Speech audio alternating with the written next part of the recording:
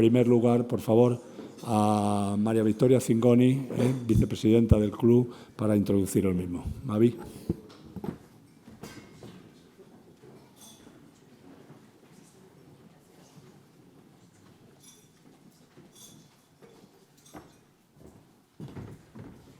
Gracias, Arcadio. Buenos días. Good morning to all of you, and welcome to this breakfast conference organized by the Spanish Energy Club and the Spanish Committee of the World Petroleum Council. Many thanks to all of you again for being here this morning. We're going to share our thoughts about how the transportation is helping and is very committed to the decarbonization that we all have in our minds at this point.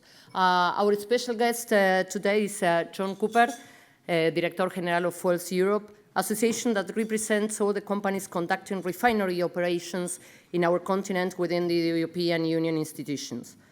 John is also Director General of CONCAGUE, an institution linked to Fuelseurope, which carries out research on environmental, health, and safety issues relevant to the oil industry. John, thank you so much for being here today. Thank you for accepting our invitation. And I think this is the third time in 4 years that you have been here. So it's another proof of the commitment that Fuelseurope has with Spain and Spanish refineries, the important role that they have in Fuelseurope as well.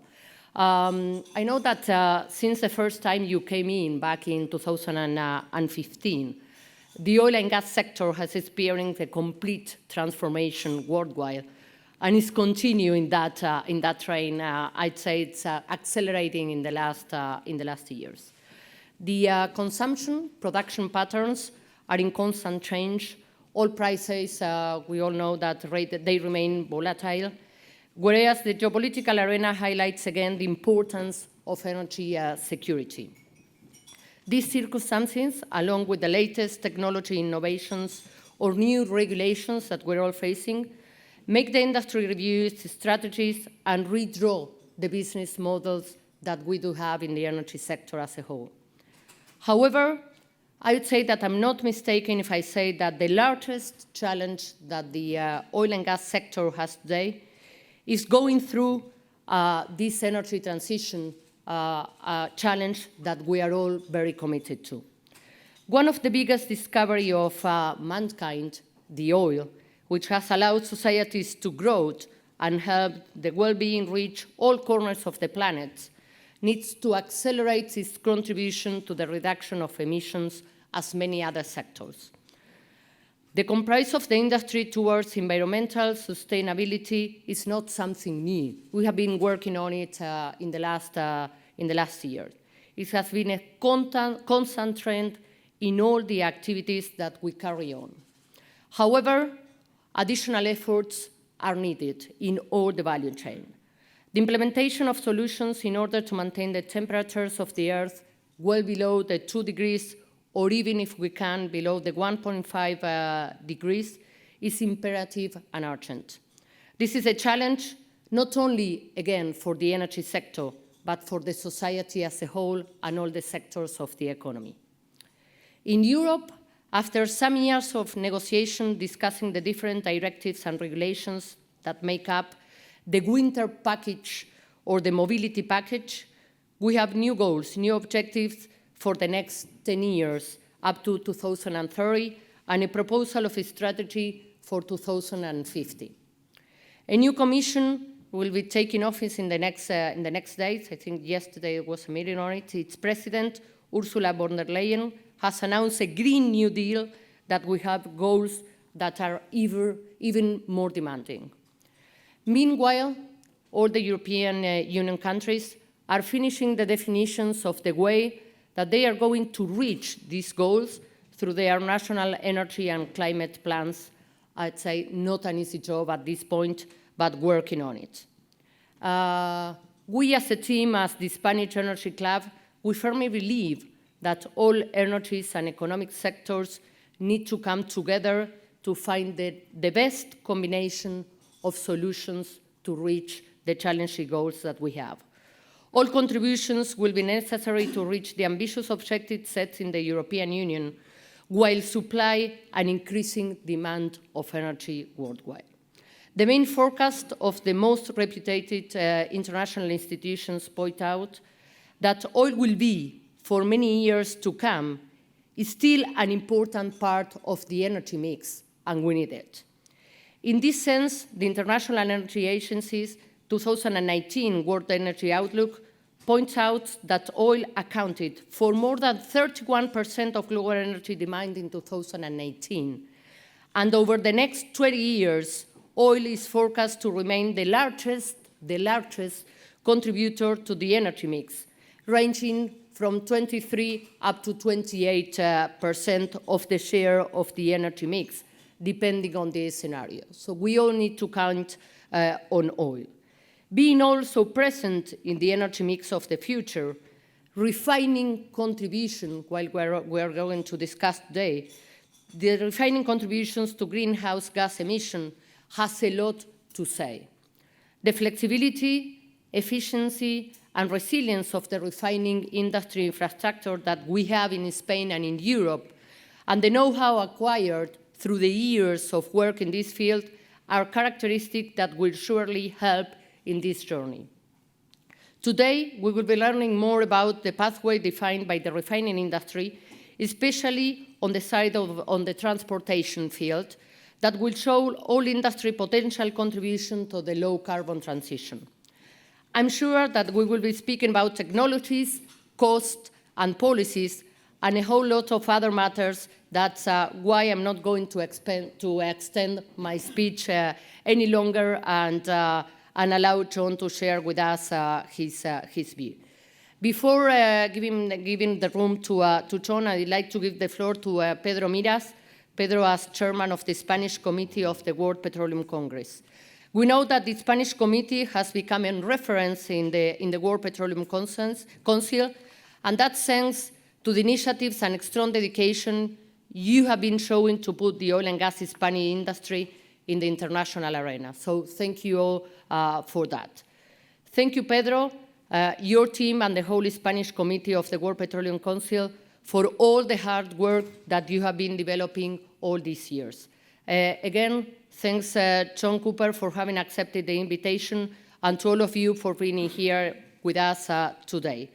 The sharing the commitments of the refining industry has put in place contributing and commitment that is no new, but now has even more ambitious goal. Pedro, when you want, please take the floor. Thank you.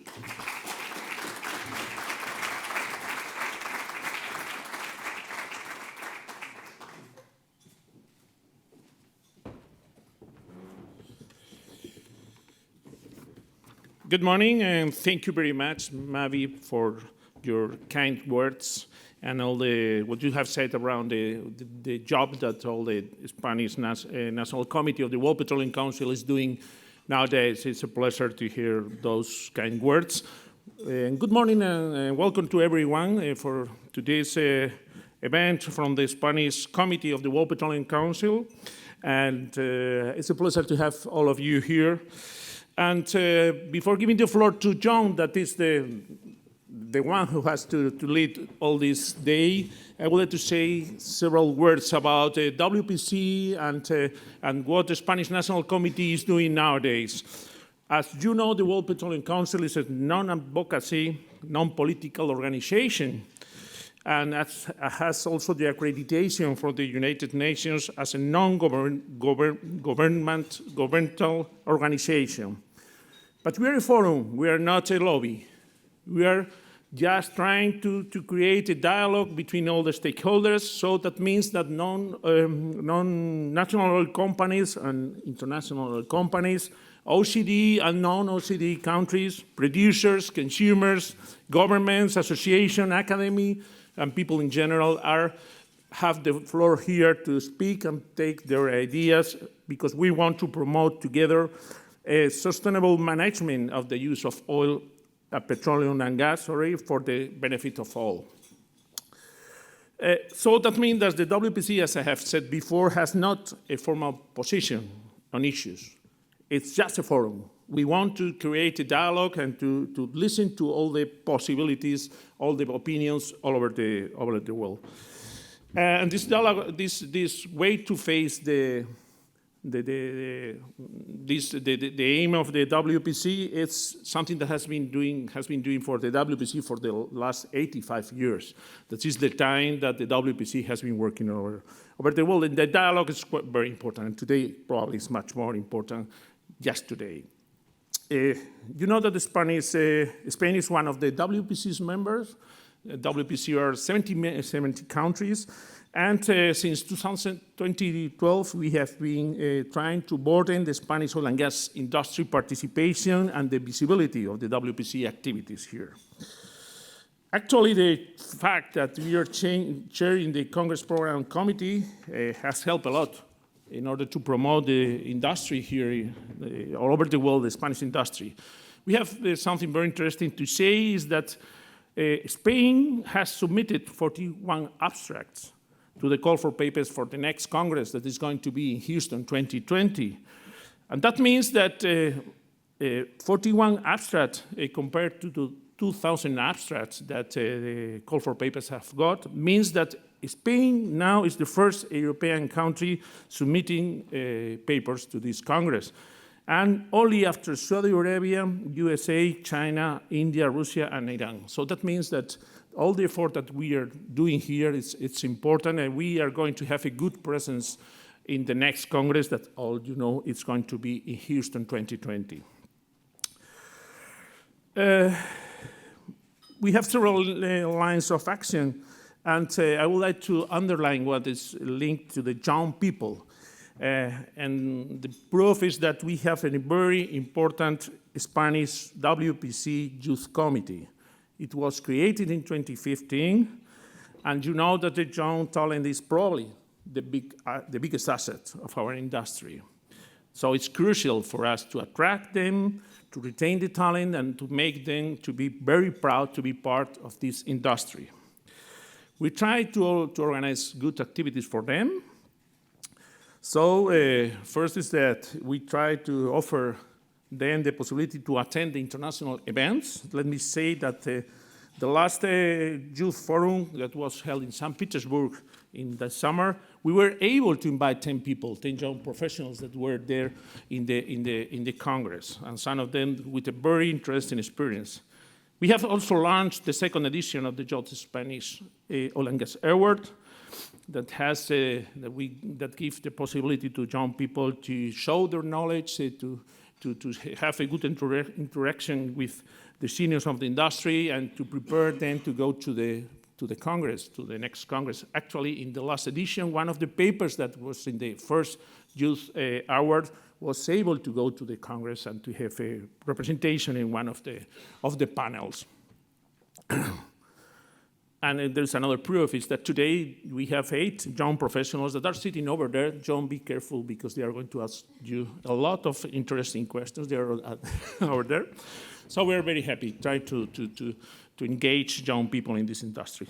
Well, when we started to think about this event several months ago, we thought that the energy transition should be something interesting. We have to be part of this transition, and it's quite interesting, very interesting to have the opinion of John Cooper, because he's a very good friend of the WPC family here in Spain, and it was one key person that we thought at the very beginning that you were the key person to be here today. You know that John is the Director General of Fuelseurope and Concagua, and so he has a good privileged position to explain what is happening in this industry nowadays. Under his direction, Fuelseurope has developed its Vision 2015, and a strategy that offers a goal-wise solution for transport, including very challenging segments that are aviation, marine, heavy-duty road transport, and others. It is a technology-neutral approach, as we will listen to him later, and so we think that it's very important to have your opinion here. It's something that was not scheduled, but this issue today is very important because, as you know, next Monday, will start the United Climate Change Conference, COP25, here in Madrid for 2 weeks. And so I think it's much more important to have your opinion here and to have a good discussion. So before to give you the floor, let me say a few words about John. You know that he's a good friend of us, a Director General of Fuelseurope, Concagua, in April 2015.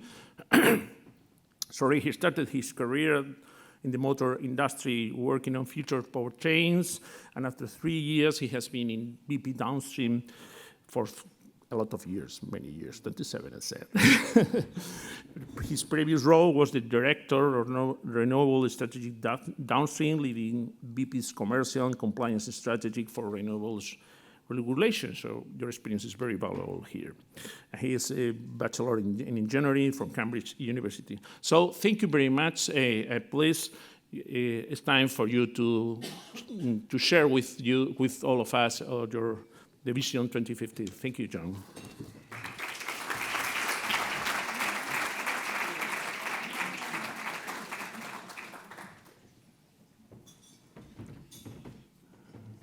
So Maria, Victoria, Pedro, thank you very much for the invitation. It's a real delight to be back. I think, as you say, my third time, and actually I've been reflecting myself over the last 3 years as to what's happened, and actually quite a lot has happened. I mean, the first thing I'd say is, I'm afraid I haven't learnt any Spanish. So thank you so much to everybody for allowing me to do this in English with you today. I may have forgotten some of your names as well. I do this regularly in many cities. I think I meet 100 new people every month. And so if I've forgotten your name, I'm going to apologize up front. But then also, let's just think about some of the things that have happened in the last 3 years. And actually, you know, I'm going to talk about technology, politics, and business. And the three come together in my world, in this presentation, and that's the reality that we live in. And so let's just look at some of the things that have happened in the last 3 years. We've had many elections in member states and also in Europe. In some member states, there have been several changes of government.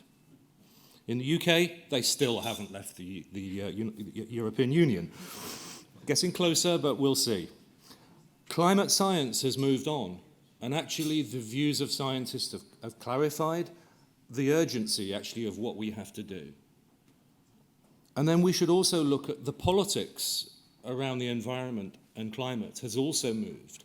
And a few years ago, you would see the environmental agenda was very much the agenda of the Greens, and they were making inroads into mainstream politics. Now it is part of the mainstream. Centre-right, centre-left politics, as well as Greens, fully embraced a strong environmental agenda in Europe. We've also, in our association, worked on our Vision 2050, and I know many of you here will be familiar with that because the association here have done a great job translating it and using it in Spanish here in Spain, and that's we think it's a fantastic example of how to work together as a team. And then, of course, new policies have been emerging in Europe. And I've just come from Strasbourg with the European Parliament, most of the time based in Brussels. I'm sure you're aware that Europe is moving towards a climate law for 2050, which sets in stone, essentially, a regulatory set of targets for climate neutrality in 2050. Climate neutrality, that means net zero. And if you look at the charts and the work that supports that, net zero means almost absolute zero for emissions, with only a very small amount of negative emissions in the plan overall. And as part of that plan, we are also moving towards European targets that will be something like a 55% reduction in GHG by 2030. Very, very ambitious. Considering current laws are set to deliver 40, we are now being faced with changes in regulations to achieve 55 10 years from now. The Clean Planet document that was the work of the European Commission, with a lot of input from industry, has set out a number of different trajectories for that. And while I haven't got the charts out of this, it's worth referencing that as a document. It's the critical reference point for European politics on this matter. You'll see I've started with a picture of a refinery here. Can I just ask, Who in the audience would regard themselves as a refiner? I know there's a few folks here. So, yes, I'll put the picture up here for your benefit. I know that refiners normally find refineries beautiful. It's a kind of a subjective approach. I work with refiners, and when I came to the offices in Fuelseurope and Konkawi, the corridors are lined with pictures of refineries. I think only in the offices of Fuelseurope and Konkawi is that the case. But anyway, yes, it is indeed a beautiful refinery. And I put this picture up not just to satisfy the refiners in the room, but also it's a picture of a critical European asset. This is an asset that is all about liquid fuels. And it's worth noting that the chemical engineering bit is actually quite small in that picture. It's to the right-hand side, the dark area. You can see a number of plants there. But it's worth noting what else is going on that picture. Obviously, you see a port, a deep water port. You see a lot of tanks. You also see a lot of other connections, or they're there. They may be quite small. Big connections for electricity, for gas, road, rail, pipelines. It is a hub for materials and energy. And part of this story is what can we do with those assets to be critical assets in the future. The other thing that I'll say is this is about liquid fuels. We talk a lot about renewables in Europe and how do we move on. And there's a lot of talk about electrification, and I'll be very clear. Electrification is a big, very big part of the future. And let me just take a moment that you'll see from my CV. I started 3 years in the motor industry, and I've stayed close to a lot of friends and colleagues in the motor industry. And I'm also a bit of a car guy as well, and I have too many cars at home. And so think a lot about automotive engineering. I'll be clear, the electric motor is a brilliant piece of engineering to incorporate into a car. It's small, easily controlled, very high torque at low speed, usually doesn't need a gearbox, almost zero maintenance. It's a dream for automotive engineering. The weak link is the battery. Batteries are getting better, and they will play a big role, but they still have a long way to go to compete with a liquid fuel. And it's just worth thinking through, why are we talking liquids and not gases? Because also hydrogen is clearly talked about as having a major role. And I also believe hydrogen will have a major role. It's the first step from taking electricity to molecules. And so, while I say hydrogen will have a role, I still say we should think more about what we can do with liquids. And I would just encourage you to think about some of the points of evidence we've got so far. Today, the oil price is something like 6 times the coal price. For the same amount of energy, oil is 6 times, and has been for a long time.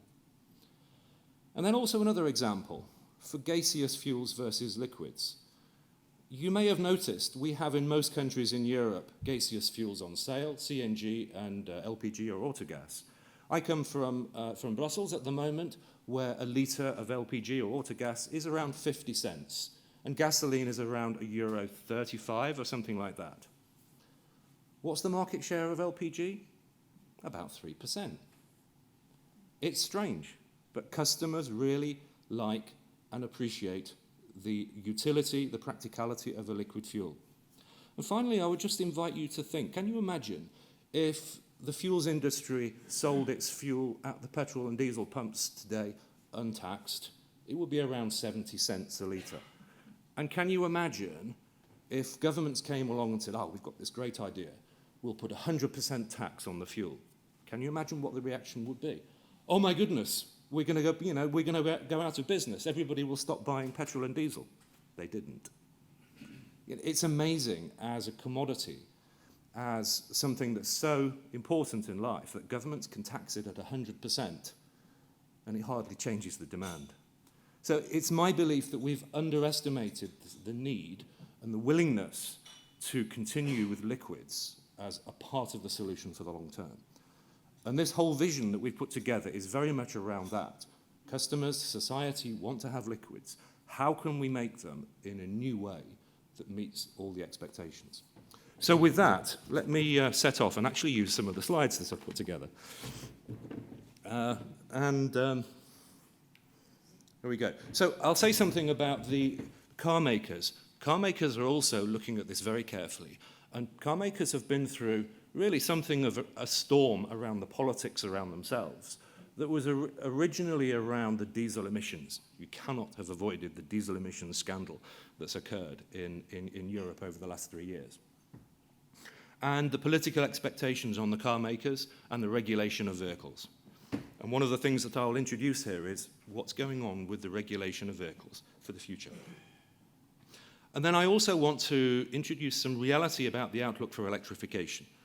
I've said, and I'm going to say several times, electrification is really important, but it is currently expensive, and there is a concern about the customer take-up. Our concept of Vision 2050, what do we mean of that? And what are the technologies behind that? Then I'll say something about the role for refineries, and I've hinted about that already with the pictures. And then we have to talk about policies needed to provide this and make it happen. We also get questions, why are we looking at road transport and not aviation and marine? And I'll attempt to answer that question, and then we'll come to some conclusions. Let me also just say something, perhaps this is brave, but I'm happy to take short questions as we go through here. If it's a short question that I can answer with a brief answer, I'll offer that straight away. If it requires a longer answer, I may suggest that we do it at the end of the presentation. If it's a very long answer, I'll say, come and find me at lunch. Right? Okay, right. So, the car makers, and where are car makers on this overall journey? Car makers are under intense pressure, and they also want to see a route towards being fully sustainable. And so here's a sample of different things that car makers are saying. Volvo, from 2019, every Volvo will come with an electric motor. By 2025, we aim for half of new cars to be fully electric. Renault, electric vehicles form the only practical and affordable solution in existence today. Volkswagen, in the year 2026, it will be the last product start on a combustion engine platform. Toyota, by 2050, we will have reduced CO2 emissions from vehicles by 90%. To achieve that, from 2040, simple internal combustion engines will not be made. Daimler, we are convinced the future is electric. No new families of ICE after the internal combustion engine, after the current one. So you see some changes in wording there, but the general direction is clear. And one of the things that comes out to us is that the car industry isn't completely convinced that we can do lower carbon liquids in the future. We actually have a job to do to explain that it is in fact possible.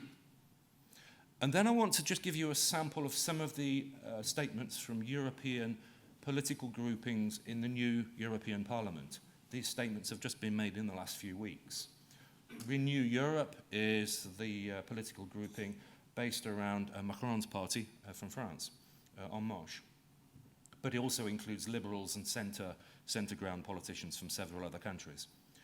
We support innovation, welcome the move towards more zero-emission vehicles and decarbonisation of all transport modes. Notice the language there is zero-emission vehicles. European Greens, sharper language, as you might expect. No new fossil cars should be sold in Europe after 2030, fossil fuel cars.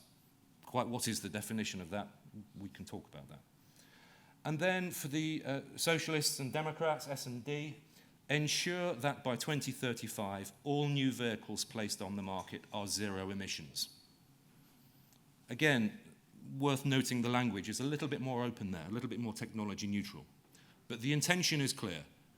And one of the things that I think you can see here is that political groups now see vehicle regulation as a strong lever that they can pull. They've already pulled it recently. Over the setting of 2030 targets, the Commission represented a number, minus 30% by 2030. The Parliament revised that upwards, and they considered a range from 35 to 75% reduction. They settled on minus 37.5. But Parliament has learnt that vehicle regulation is a very simple lever to get a strong signal and a strong reduction in GHG emissions. They will use it again. Things are also happening at member state level. And here's a sample of countries, I think that's 9 or 10 countries, where there are proposed bans or effective bans on the internal combustion engine in different countries. And the motivation for this is multiple. It's air quality as well as CO2. But you'll see there, actually only one of these has made this into law so far with France, but there are other things that are progressing. Now, I'll say something about the CO2 standards for vehicles. In case you haven't seen this before, what I'm saying is I think we've underestimated the importance of this regulation. First thing I'll say is currently this regulation is what's called tank to wheels. It only counts the CO2 out of a tailpipe. It regards all electricity in this regulation as zero emissions. The European Commission started looking at CO2 in vehicles in the early 2000s and introduced a voluntary target for the car industry around about 2005, I think, and asked for them to meet a target of 120 grams. The car industry made small improvements, but around 2010, the Commission announced that they would set a law, a regulation, requiring in 2015 a target of 130 grams per kilometre. So this chart here, the vertical axis is grams per kilometre, fleet average for European car sales each year. And it's done on a drive cycle, which is actually not a great drive cycle. It's quite a low-speed drive cycle, although the drive cycle is now evolving. And so the 2015 target was set at 130 grams. That target runs to 2021, and in fact it gets significantly tighter in 2021. And you'll see today, the blue line, we're at about 120 grams for the European fleet on average. And just over a year away, the car makers will have to be at 95. If they pay penalties, they have to pay a penalty for every car for every gram of 95 euros. That's quite a lot. So if you're 10 grams away, you'll pay a penalty for each car of 950 euros. At current calculations, the European car industry could have to pay 40 billion euros in penalties in 2021. In some cases, that might be above the valuation of the companies. And so the car industry is facing extreme difficulty over these standards. I think what we will likely see is that there will be a lot of plug-in hybrids and electric vehicles sold at very bargain prices, shall we say, to try and comply in the year 2021. The speed of regulation has surprised the car industry. And while they do have more electric vehicles coming in the time frame 2024 to 25, they're deeply worried about those years 2021, 22. The targets continue to get tighter. In 2025, down to about 81 grams, and 2030, 59 grams. Now, it's just worth noting, this more or less correlates with the consumption of fuels. So from 120 today down to 59, we're already talking about a 50% reduction in the demand for fuels and the CO2 of the vehicles on a tank-to-wheels basis. Now, the other thing that we should consider is that there's a very strong political will now to increase the ambition levels in Europe to 55%. And we should consider what that looks like on this graph. Because as it is, we believe that there will be a significant support for an ending of the use of the internal combustion engine in transport. Because the political world has realized that that's an easy lever to pull, and it's a significant contribution to meeting European standards. And with the current regulation, if car makers and policy makers don't believe that liquid fuels can decarbonize, then it's going to look something like that, or possibly that. And in fact, it's my own suggestion that once the concept of banning the internal combustion engine has been established, the question will be about when, not if. And the natural pathway of the conversation will be to go earlier. That would be for new car sales.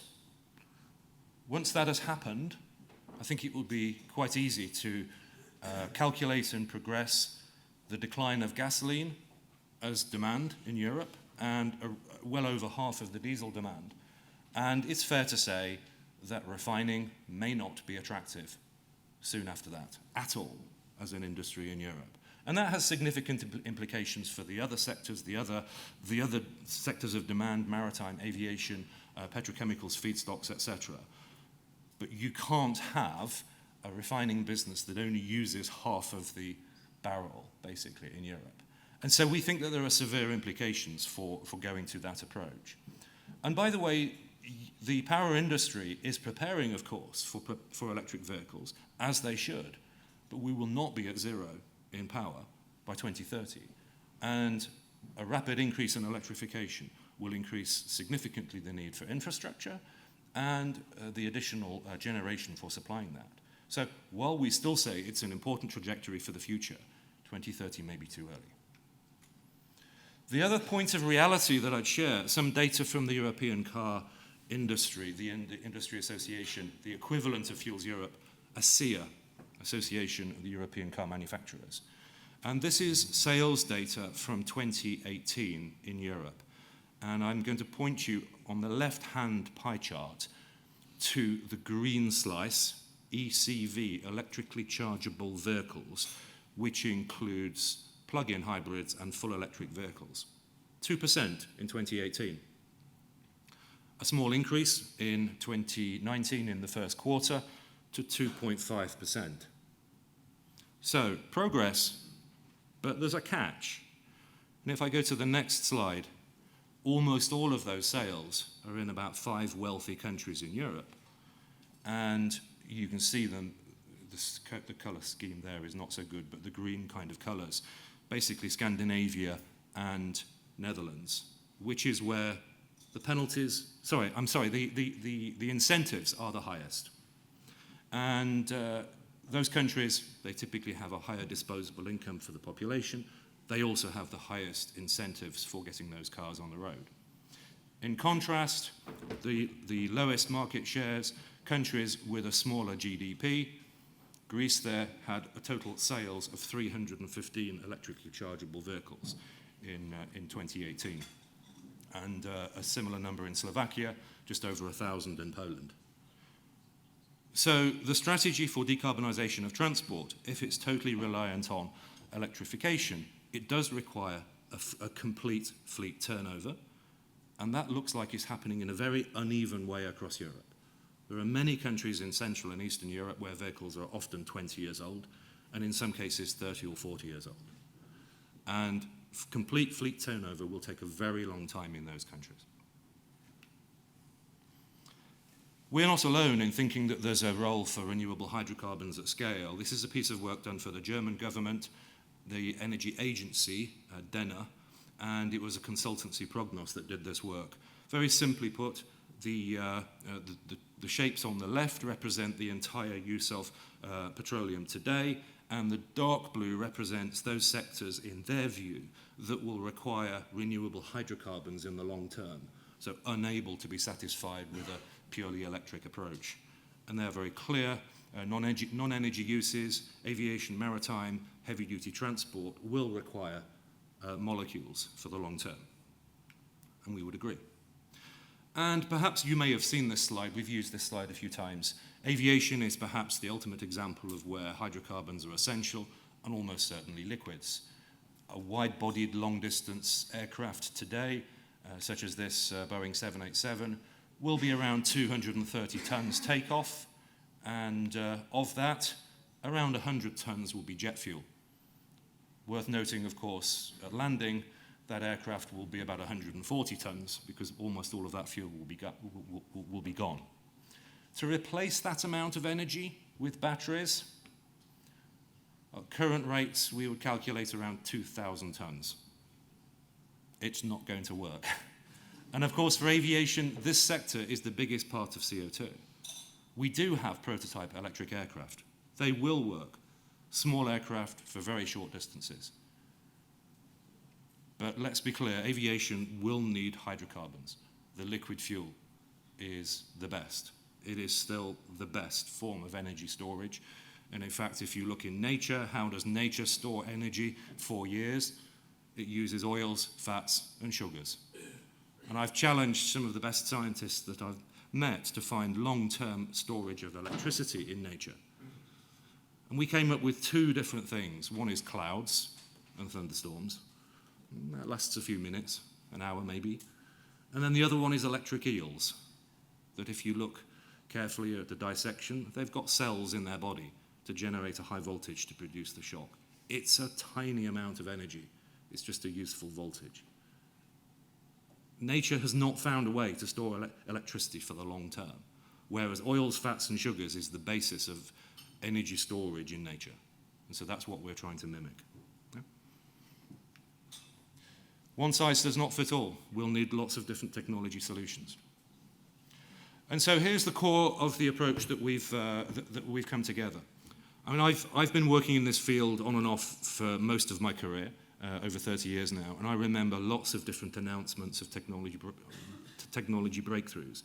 And over again, people have said that they found the silver bullet. I remember, maybe my favorite is, many years ago now, the car that runs on water. Does anybody remember that one? The car that runs on water. Yeah, of course it's hydrogen. And yes, it can work, but it's not a silver bullet on its own. There are many others as well. Our basic point is that, in fact, there are multiple technologies. None of them can do the whole job, but multiple technologies can be deployed together to give a really significant reduction in the carbon intensity of liquid fuels. And that's the basic idea. Building blocks of new technologies, each one can do a few percent, and together it adds up to a lot. And potentially one day, a complete decarbonisation of a liquid fuel. But that would depend on a lot of the right policy support and a lot of investment. But we start with the refinery. We can plug in the refinery.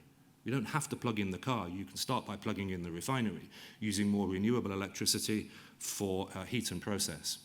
Carbon capture and utilisation, carbon capture and storage, and then using renewable and green hydrogen at the refinery instead of producing from fossil gas. Fuel quality, higher octane can play a role. We already have sustainable biofuels. As long as they're done well, we believe they should have a role. The next stage is advanced biofuels, lower quality biomass converted up to high quality hydrocarbons like petrol, diesel, and jet fuel. And finally, we can use power to make molecules. Green hydrogen combined with captured carbon can eventually be taken to very high quality liquid fuels. None of them can do the whole job, but taken together, they can do a great deal. And each of these technologies are actually already at pilot stage. Every one of these is being produced in small quantities, but well beyond laboratory scale. We are not talking about things that have just been a breakthrough at laboratory scale. We understand them quite well. They all need investment to scale up, to bring down the costs, but we can do every one of these at scale. And here's just a quick run through of some of the things that are going on, of actual projects around Europe, around the member companies of Fuelseurope and Konkawi. Algae, biofuels, there are 2 or 3 companies looking at projects for this, and one company already has announced that they will be producing around 1,000, I think it's around 1,000 barrels a day in a pilot plant by 2025 with algae.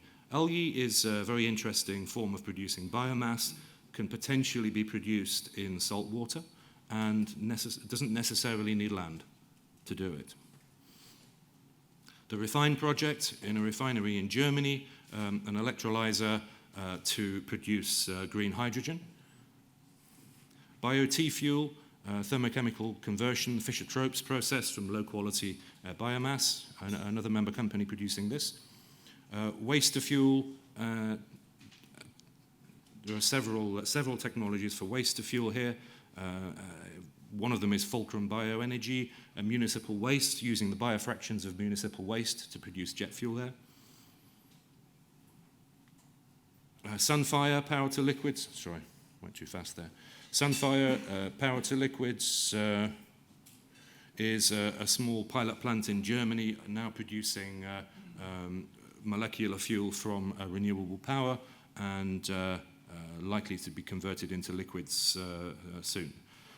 Onboard capture, carbon capture and storage, there's a couple of small demonstrations, not yet at 100% capture of onboard carbon capture, That's being done on cars and also on ships, but has some potential for significant reductions.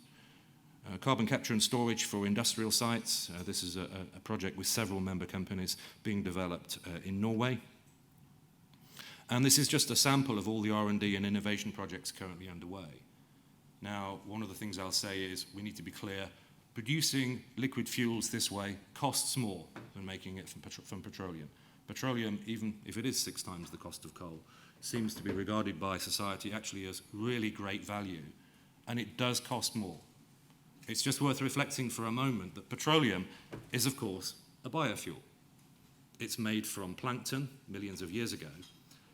All the early processing stages, all the aggregation, all the collection was done by geology, and it's just helpfully concentrated in pockets of geology around the world.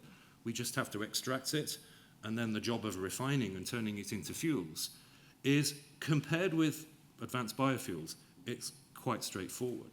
We can do it at great scale. If we have to start from the biomass earlier on, then there are some higher costs. The plant is larger, it's more expensive. And so we need to be honest that it costs more to make liquid fuels this way.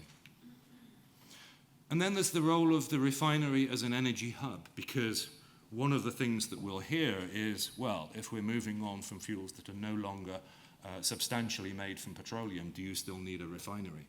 Well, actually, we'll say, yes, you do. And let's be clear, the transition will be a blend anyway of fuels made from petroleum and fuels made in the new ways we've described.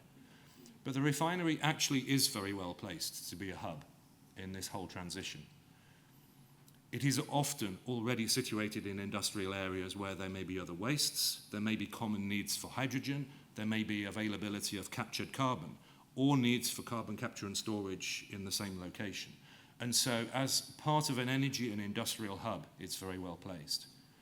And as per the photograph at the beginning, we already have very good connections, deep water ports, large road and rail capability, pipelines, electricity connections that enable the connections for delivery of new types of feedstocks.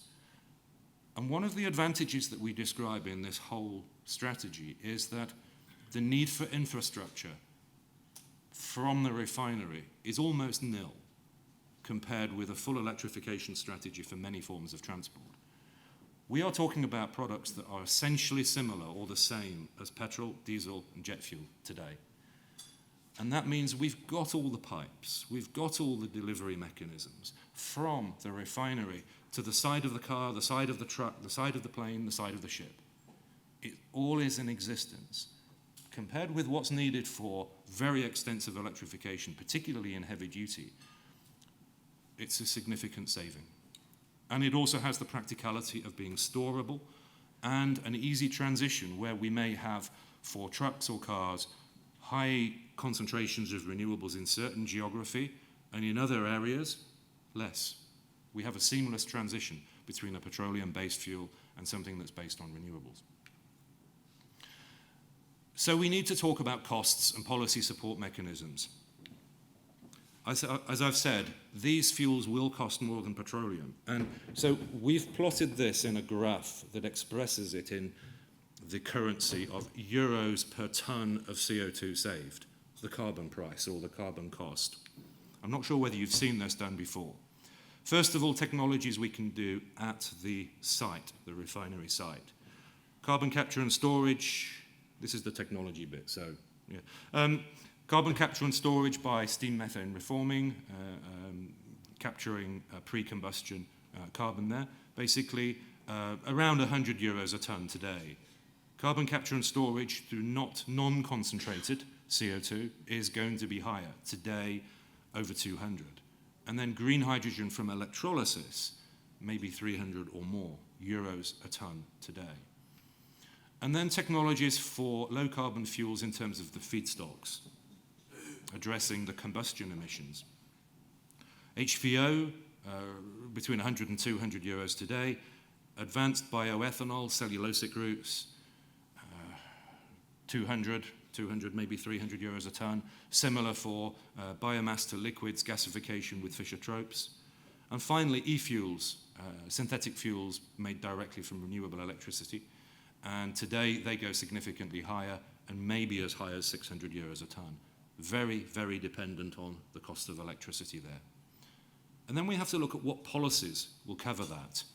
And so what we've done here is set out a number of European policies that we have available today on exactly the same axis at exactly the same level. And this chart answers one question that I'm regularly asked in Brussels. Why have we not done CCS? This industry, oil and gas, has been talking about CCS for, I don't know how many years, 5 years, 10 years, maybe more, and we've not done it. Well, here's the answer on this chart. Can you see on the right-hand side here, the refinery site, ETS, 25 euros a ton. That is the regulation that applies at the refinery site today, and it's the only carbon regulation that applies. And you'll see, if CCS costs you 100 or 200 euros to save 1 ton of carbon, but your financial saving is then 25 euros, it's a massive financial loss. You will not do it for that price. But what's strange is, just look to the right. Our refineries substantially produce transport fuels, and the transport regulation everywhere else has got much higher carbon price signals. We start with fuel tax. That's an average number. It varies from country to country. But the average number across Europe is the equivalent of a carbon price of about 210 euros a ton. So if we were to say, let's say a portion of your fuel is effectively treated with CCS, if you could have a tax reduction for that portion, you'd probably do CCS tomorrow. It'll be competitive and a cost saving tomorrow. It's a political choice to have the policies set into silos like that. And we're saying it makes no sense. Then you look further. CO2 in heavy-duty trucks. The European Commission and Parliament has recently agreed new standards that will come in soon for heavy-duty trucks. And they're coming in 2025, actually. And the penalty price for not meeting the standard is around 300 euros a ton. The Germany implementation of the RED, the Renewable Energy Directive for transport fuels, has got a penalty price 470 euros. The CO2 in cars regulation, that graph I showed you earlier, penalty price there is 475. And finally, I'll show you the build-up of policy support for electrical vehicles. This is typical. The actual numbers vary from country to country enormously. 1,300 is on the low end of the range for the countries that are making big incentives for electrical cars. But essentially that number is made up of purchase price for the car in the first place, a lack of tax on the energy, and then also company car or personal taxation relief for having a company car. It does not include the avoided penalties at the car maker level. But we've described a typical of around 1,300 euros per ton of carbon saved at the moment. In the Netherlands, one of the industry associations has calculated it's currently around 1,700 euros a ton. I believe if you look in Norway, it will be far higher than that, because in Norway there's also a saving of free use of tunnels, free use of bus and taxi lanes, and free use of bridges. If you add that up, it'll come to well over 2,000 euros per ton of carbon saved. Now, we're not going to criticize that you need strong incentives to make changes and make new technologies develop. But our point is, it's unevenly applied. We also need to make liquids work. So the fuels industry, the energy industry should embrace strong technology to get new technologies supported. And this is exactly a conversation we've started with the European Commission and with some of the member states. And I'm literally live in these conversations. I'm meeting the European Commission next week, DG Klima and DG Tax, to talk about the kind of changes we can make these investments commercially attractive. They'll only happen if they're commercially attractive. And we also suggest it may be more than one of those yellow bars that we need to put together to make this work. And it's my belief that it may work best if we have an evolved fuel standard, a bit like that German fuel regulation, and also some tax relief for fuels made from advanced biofuels, etc. We've already got that discussion started with DG Tax and with DG Klima. The other thing that I would say is that as we're describing these business cases, the technologies will require operation of 15, even 20 years to get a commercial payback. These are capital-intensive projects.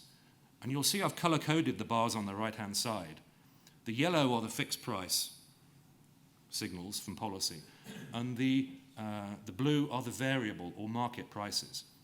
The other concern about ETS is the price goes up and down.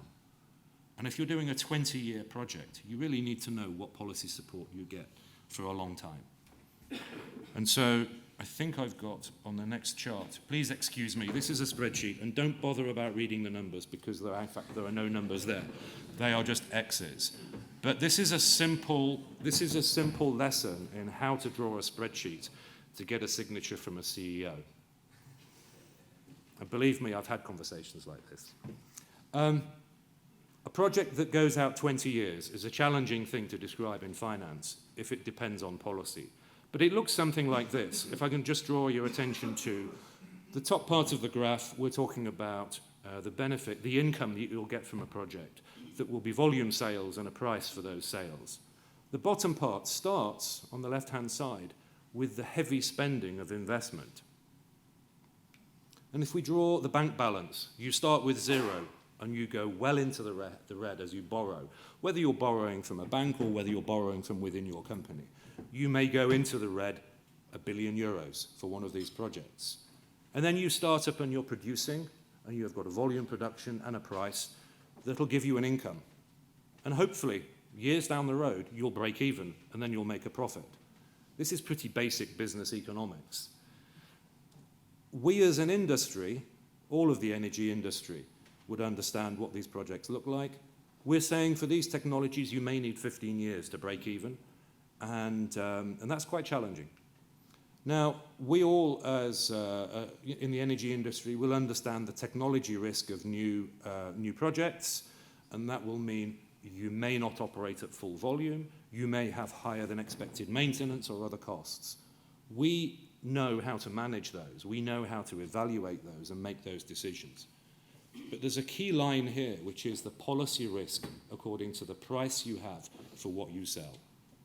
Because if you're going to make renewable fuels, and somewhere you simply have to compete with unregulated petroleum, you won't do it. You simply won't do it. So you've got very much a policy risk that you have to manage. And if you can't manage your policy risk, you'll be looking to move that break even much, much, much earlier. The best example, perhaps, is the investment in FAME biodiesel in Spain, actually, in the early years, where people could see a payback of a year or two. Low-cost investments were made, rapid payback. Advanced biofuels are not like FAME. It's much more capital intensive, it'll take much longer, which means you need strong and stable policy support. And so that's one of the reasons we've put tax on the agenda, because we think agreements based on tax relief that go out 15 years are now politically possible. And that's one of the things that we'll talk about with policymakers. And then the other thing that we think is essential here is, as we evolve the fuel, it must be visible to customers, it must be valuable to car makers too. A lot of the changes and reductions you see that I've described here will be achieved with substantial electrification, and that's a sensible thing to happen. That's a sensible thing. It integrates well with the development of the whole electrification of the economy, but we also, as we've said, we have a belief that there will be some limits to what can be achieved. So our proposal actually is, from about 2030, we introduce a mechanism, or the European Commission introduces a mechanism, that recognises the reducing carbon intensity of liquid fuels. So let's say at some point in the future we can reduce the GHG intensity by 20%. Your 100-gram Volkswagen Golf would get factored with a correction factor to be an 80-gram. And then the future registrations of that vehicle, as the fuel becomes lower, could be a 70-gram, 60-gram, 50-gram. And one day it could be near zero or actually zero. And that's the basic idea. Sorry, let me just... that's the basic idea of the proposals we're making for the evolution of the vehicle standard. And that would apply for cars and heavy-duty trucks. We have started that discussion with the car industry. They are obviously, they welcome that very strongly, very keen to see those developments. And in fact, with the same companies that I showed with the quotes right at the beginning. They are very interested to see a development of a liquid fuel. And then, close to the end of this, why road transport? Because if we listen to some of the key NGOs, perhaps one of the strongest voices in Brussels is Transport Environment. I'm sure you've heard of Transport and Environment. Their position is advanced biofuels and all of these technologies should go straight to aviation, because they say all road transport can be completely electrified. We're not unfocused on aviation or marine fuels. But the basic problem is that aviation and maritime lacks the necessary policy and regulation framework. And we've got some proof that it's very hard to make progress in aviation. If you followed the discussion about how to put aviation into ETS over the last few years, you'll have noticed it became a geopolitical issue within weeks between the US and Europe and between China and Europe. And the solution wasn't very clever, to be clear. It was just basically limiting it to European flights. We believe we need to start now making these investments, scaling up these technologies. Road transport has these key policies that aviation and maritime doesn't have. We have a fuel tax that can be adapted. We've got fuel standards already that can be broadened in the scope of how they apply over the site, as well as just over the combustion of the fuels. We've also got standards on the vehicles for the trucks and cars, which can be linked to a fuel standard. Aviation and maritime doesn't have any of that either. The likely higher manufacturing cost of low-carbon fuels is simply more affordable and continues to be very attractive in road transport. If you're only putting in, today, 40 litres a week into a car, and the vehicle gets more efficient in the future, you put in 30 litres or 20 litres, well, if you're going to be able to pay the same per kilometre, that means you can pay a little more for a liquid fuel. It's affordable and attractive. And one of my points is we need to, at some point, stop comparing this to the cost of petroleum. Because in a future zero-carbon world, the reference to petroleum will not be very relevant. Yeah. Finally, I would say there's no regret for starting in road transport, because in the long term, these liquid fuels will be needed actually, for aviation and maritime. So we should start making it work in road transport, and then at the same time try to make the policy instruments work in aviation and maritime, so we have more options. But we really must get started now. So finally, we believe it's very clear there's a need for more technology solutions at scale, in addition to electrification. Actually, we do have the technologies. We need the stable and predictable policies to enable the heavy investments necessary. And we need to be realistic. As an industry, we need to embrace strong price signals for transport decarbonisation. And we're in a good position to be able to evolve the current policies and regulations to achieve this. Finally, you're very familiar with our Vision 2050. We need to work together to turn this vision into reality, and we need to start soon. I'm sure you're familiar, in case you're not. The Konkawi website has got a lot of the supporting work for what we're doing here, the working plan for low-carbon pathways, and modelling of what the scenarios look like, work that we've done with Ricardo. So it's all there. Be warned, there's hundreds and hundreds of pages of PowerPoint and analysis material there, but if you've got the time, I strongly recommend it. There we go. I'm done. Happy to take questions and have a discussion. Thank you.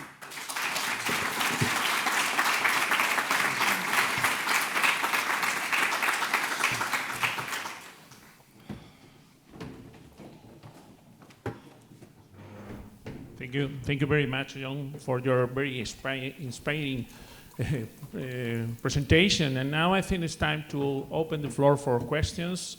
And it's very easy. Just raise your hand and ask to John whatever you want. Young people over there. Yes. Hi. Thank you very much for the presentation. I have one question. Sorry, try to briefly introduce yourself, your name. Yeah, Luis Sanado, coming from CEPSA. And I have one question that probably car makers could be prepared in some years. The infrastructure could be managed somehow. But we're facing another economic crisis again. And governments probably are cutting incentives. So my question is, people is going to be prepared to change from internal combustion engine to an electric vehicle? I mean, for people, it's also an investment. So I don't know if people is prepared to that. Thank you. I think a lot of people will be prepared to move to an electrically powered vehicle. The products are very good. They are very good. I've driven many of the electrical cars that are on offer. The perception of the electric car, I do think it's worth noting that one of the perceptions of the electric car is that the running costs are near zero. And that is true today. The marginal cost per kilometre is near zero. It's really the cost of the electricity. That is substantially altered by the fact that there is no taxation. Now, if you were to level taxation, I believe the perception would be a little different. We're also seeing a certain stigmatization of the use of petrol and diesel in particular. And I think people feel good about driving an electric car. Those that try them, they like it a lot. I do believe it will be successful. And I think our industry needs to be very realistic that a significant portion of demand for light transport will go to electric because they're good products and it works for a lot of people. But there's also a sector, a significant sector that uses a lot of fuel that it may not make as much sense. And in particular, heavy-duty commercial transport is likely to have, I believe, real difficulties going to a battery model, or for that model, or for the catenary wire model. I'm sure you've seen the model for heavy-duty transport, which uses overhead wires. It's my belief that both will have challenges. There are trials going on in all of these. They will have some application. But if there's an option for people to use a liquid, we are told by car and truck makers, they believe that that's also going to be very attractive. So we'll see a mix of technologies. Thank you. Good. Thank you. We have another question here. My name is Ignacio. I'm from CEPSA. My question is similar to this one. Volvo Trucks announced last year a truck 18 tons heavy with a range of 200 miles made for picking up garbage in cities, fully electric. Do you think the electrification of the heavy road transportation in terms of short distances and middle distances could take over quicker than what is expected? Yes. I mean, I have to say, electrification in cities, in urban environments, is undoubtedly attractive. The sterility, if you like, of an electrical vehicle makes a lot of sense in urban areas. And garbage trucks that go through urban and residential areas, I think it makes a lot of sense. Volvo have done a lot around hybridization and electrification, and I think it'll go further. I also just say, another point about electrification is that it's worth noting very soon most vehicles will have some form of hybridization and will have an electrical range of at least a few kilometers. And in terms of air quality in cities, it's already possible to imagine, and there is some discussion of this, that in the future the most sensitive areas will be geo-fenced through 5G signals or mobile phone signals or Wi-Fi signals for that matter, to geo-fence area to require only electrical drive. Hybrid vehicles can be part of that as well, and plug-in hybrid vehicles, because in the future, as well as every vehicle having some capability for electric drive, the vehicle will know exactly where it is and what's going on around it to an accuracy of a meter or less. And so if we say, well, the central areas of Spain need only electrical drive, of course that's perfectly suited to electrical vehicles, but plug-in hybrids and hybrids with a reasonable electric range can also be part of that solution. Thank you. We have another question here, over there, and many more. So, Ivan, I think you're the next. Thank you. Thank you very much. Thank you very much for your presentation. Electrical vehicles make a lot of sense if you have green power generation. I mean, it makes a lot of sense in Norway because 98% of the power generation in Norway is hydro. Yeah. But I have more doubts about whether it makes sense in China. That, by the way, represents more than 80% of the total EV fleet in the world. where more than 60% of the power generation is coal-based. So an electrical vehicle in China is a coal-powered car, not a green car at all. And in the example of Europe, for example, I mean, if we take the case of Germany, where they have a lot of coal generation still, I mean, made out of lignites from Eastern Germany, the emissions of the coal plants in Germany are equivalent to the emissions of half of the fleet of cars in Europe. So shouldn't we focus first all the, I would say, the push and the incentives from the European community to get rid of, we say, brown power generation, rather than starting to move into the electrification of the vehicles, when moreover we all know that the CO2 emissions of cars, of internal combustion engines, have been decreasing and will continue to increase in the coming years. So what will be the focus? Should be the focus green power generation, or should be the focus electrification of the car vehicles? So yeah, I mean, there's a number of points you've made there. First of all, on China. China is developing rapidly as an industrial nation. China's own motivation around electrification of transport is first around air quality, secondly around the fact that actually, and they're quite clear, they lack internal combustion engine technology. Thirdly, they do have the materials for batteries. Fourthly, it's an export opportunity. And let's be clear, China has been quite successful already exporting electrical vehicles to high policy areas in Europe. And there's a fleet of taxis in Brussels that is electrical vehicles from China that have received lots of subsidies to get onto the market. In terms of electrification in Europe, it's important to have a broader perspective. Yesterday, the Commission published its master plan for the pathways for energy, for climate neutrality of energy-intensive industries. We were part of that work. Fuelseurope contributed as one of the 11 energy-intensive industries there. And we contributed work that the Commission used in its own Clean Planet document. That work shows that Europe will likely need almost 3 times the electricity that it has today for all of industry, the electrification of society, including transport. And that's before you go into substantial electrification of heavy duty, for example. 3 times electricity, and all would have to be renewable. Currently, we're around, on average, around 25% renewable. It's increasing substantially, but it has to get to 270%, not 100%. And that itself is a challenge. It needs lots of policy support. But we'll also have to make difficult choices along the way. If you've got this much more renewable electricity, do you put it into a steel plant, or do you put it into transport? I don't know the right answer to that. But the one thing is clear, you need all the technologies available. You need all the different levers to make this work. Thank you. We have several questions from this table. Next is Carlos, I think. Thank you, Pedro. This is Carlos Martín from the Spanish Oil Refining Industry Association. Let me first of all start not with a question, but rather with a huge thank you to John and his wonderful team at Brussels for the Vision 2050 they've carried out.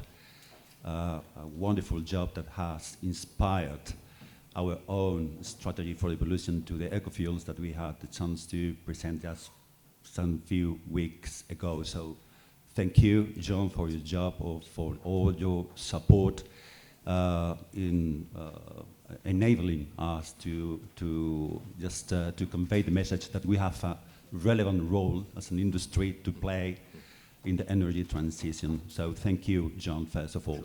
My question is about the regulatory framework. You've talked about the well-to-wheel approach. You've talked about tax incentives. My question is about the industry policy, the industry strategy in Europe.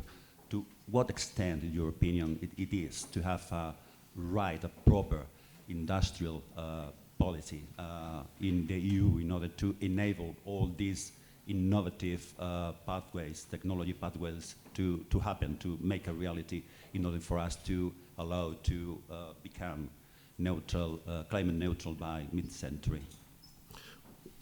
Well, so, I mean, first of all, thank you. The thing I would say actually is the work we've done on Vision 2050 is teamwork. There's been associations and companies that have contributed massively. So it's not only Fuelseurope and Konkawi. So the thanks are returned to everybody that's contributed for this work as well.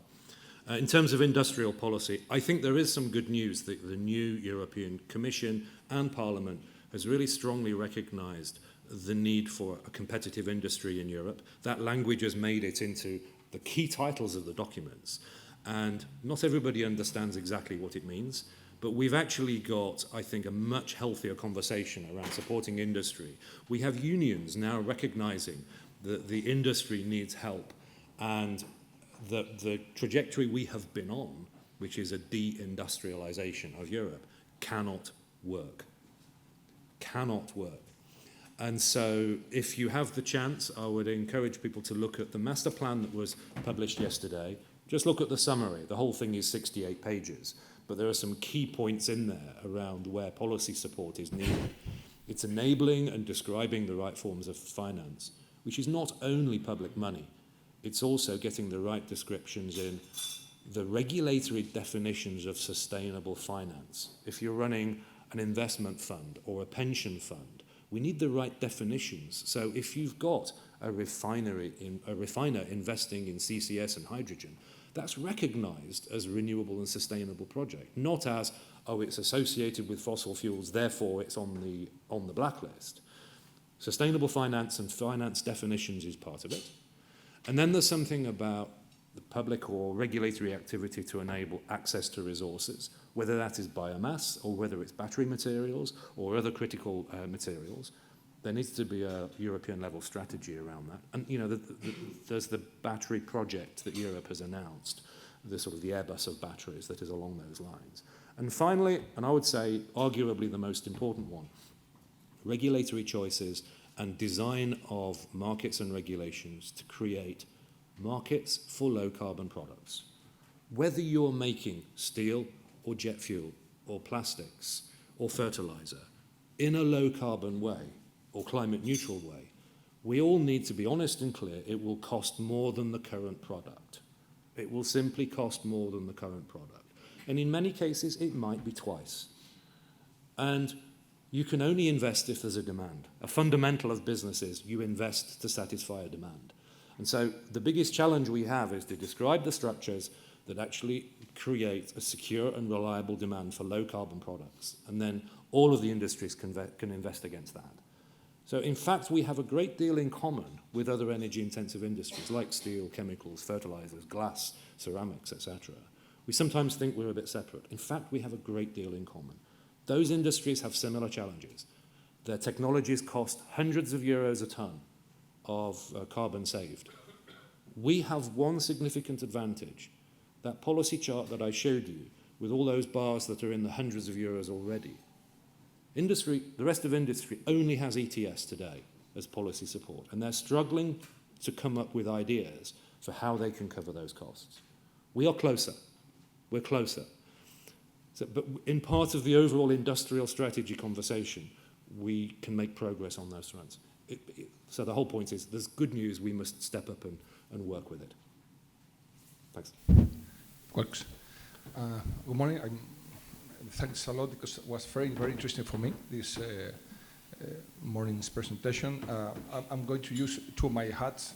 One is in the United Nations Committee on Sustainable Energy, and we are now finalizing the Pathways 2050. And in the past few days, I was reviewing the document, and there is not a lot of liquids in the pathways that will be presented and will be just stamped in the New York center offices. So maybe there is a place where to work somehow. And second hat in NGVA Europe, you know very well.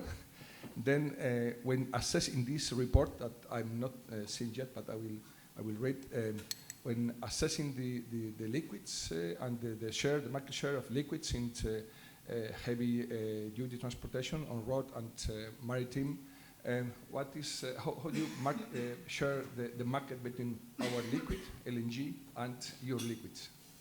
Okay. I mean, I guess I would say, I mean, in terms of the role of gases, either liquid or compressed, it'll be part of the solution as well. And there are, for example, production of molecules, synthetic molecules. The economics of gas may be better than liquids. I mean, liquids from renewable electricity is very power hungry, and the cost will reflect that. It's not an efficient way of using electricity. I believe there's plenty of scope for multiple different solutions. The reason that we focused on liquids primarily is because we speak for the refining industry. Our main job is producing liquid fuels. And we think that it's got too low a recognition in the overall strategy and policy support at the moment. So we're not saying this wins and beats everything else. You just say you need this too. So I do believe you'll need methane-based solutions, biomethane, hydrogen, as well as development of renewable gases. And that, I'm going to say, I think that's going to be more in heavy-duty and industrial applications rather than personal cars.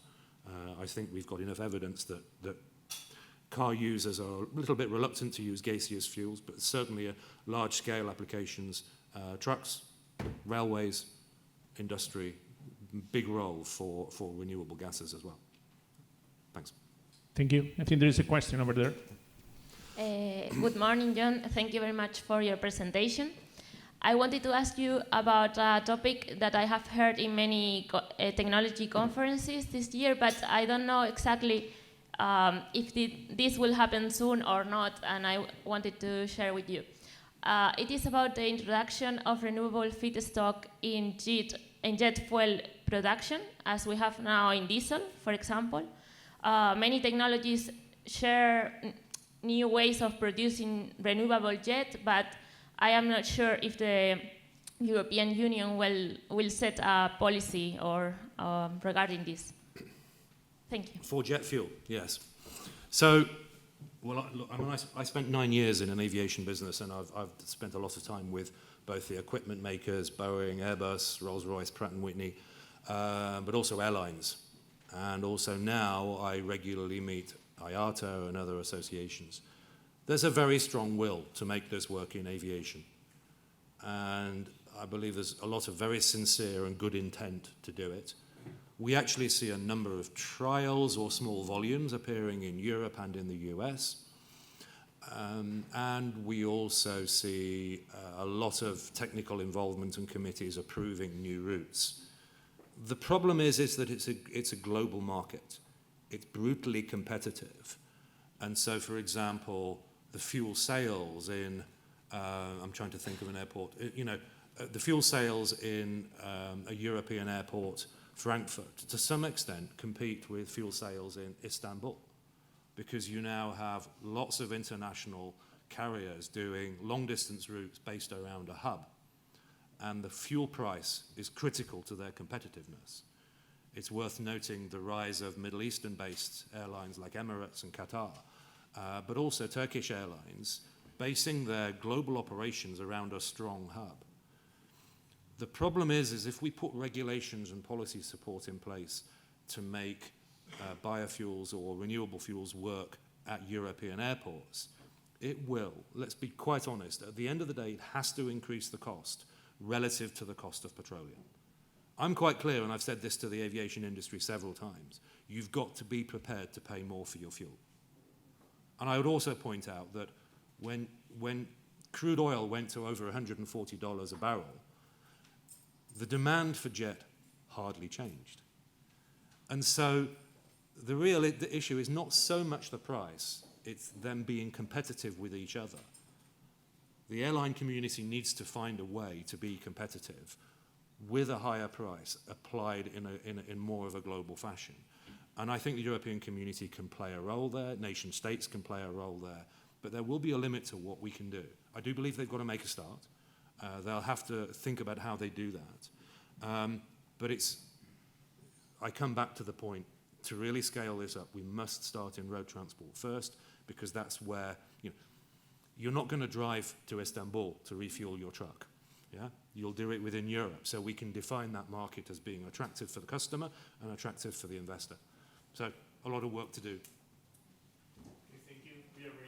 We are very close to finish, but I have another question over there. And well, two more. That's all. But please be very brief. Good morning, Rafael Moreno from Boston Consulting.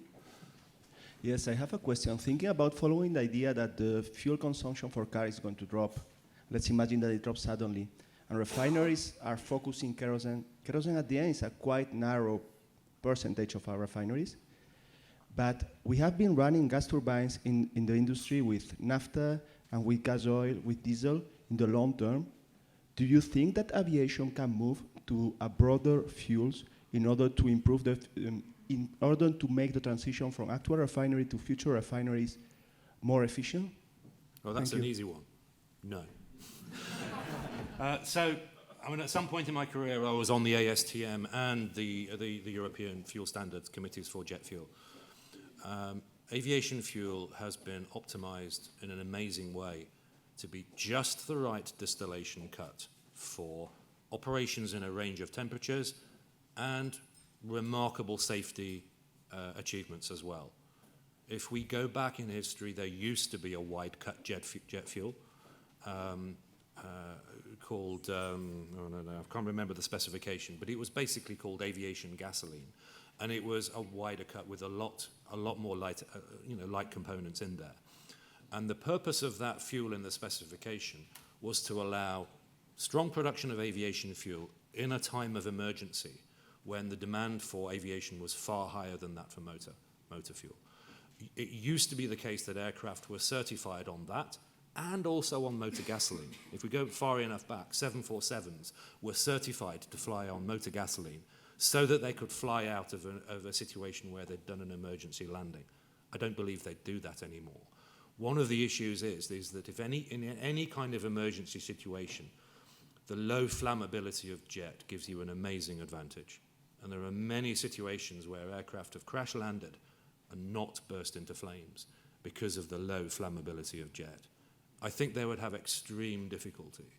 And that I've not followed so much the certification of biojet. I used to be closely involved.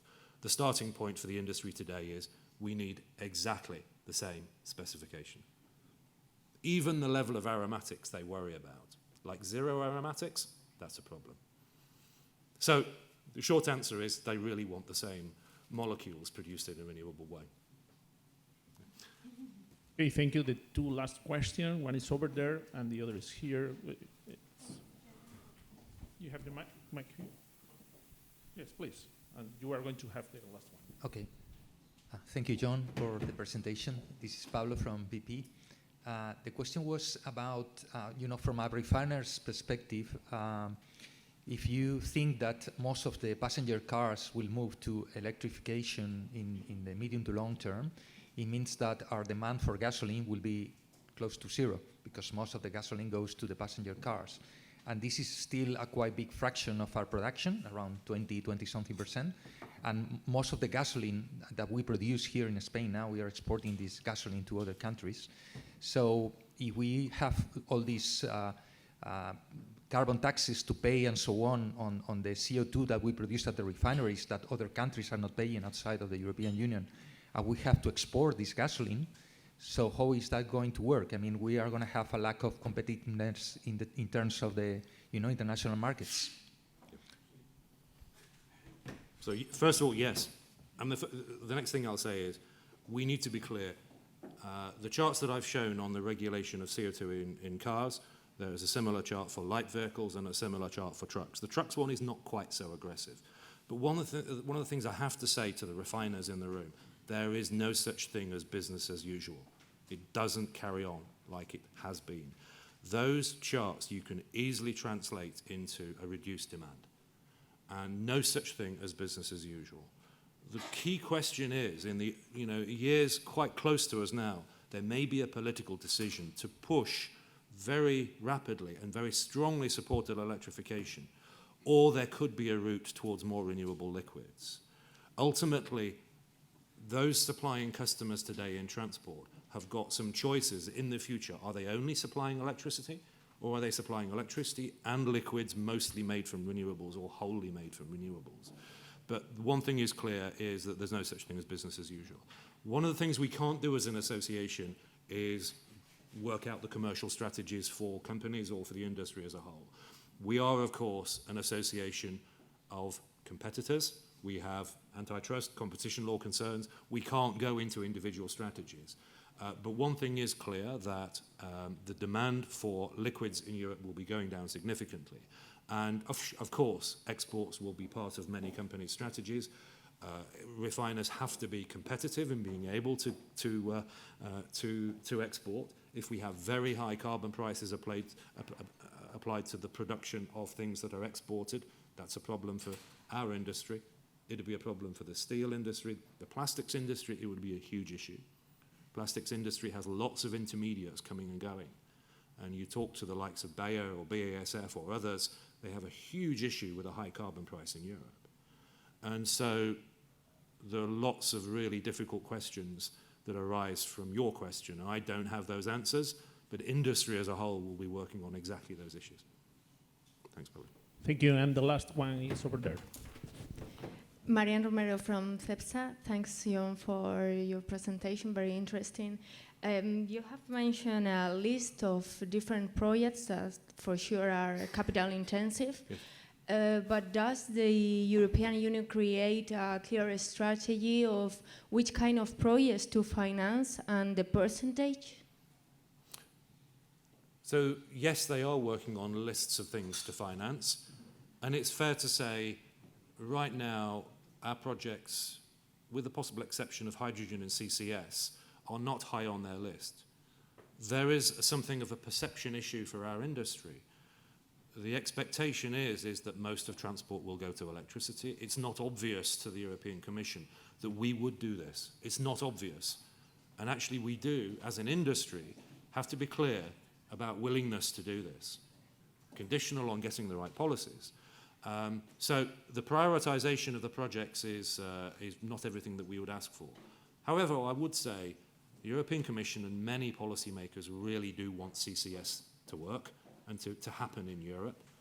And I've shown here a route to make that work by including that into something around a road fuel standard, renewable standard for fuels, and potentially having some fuel tax changes around that.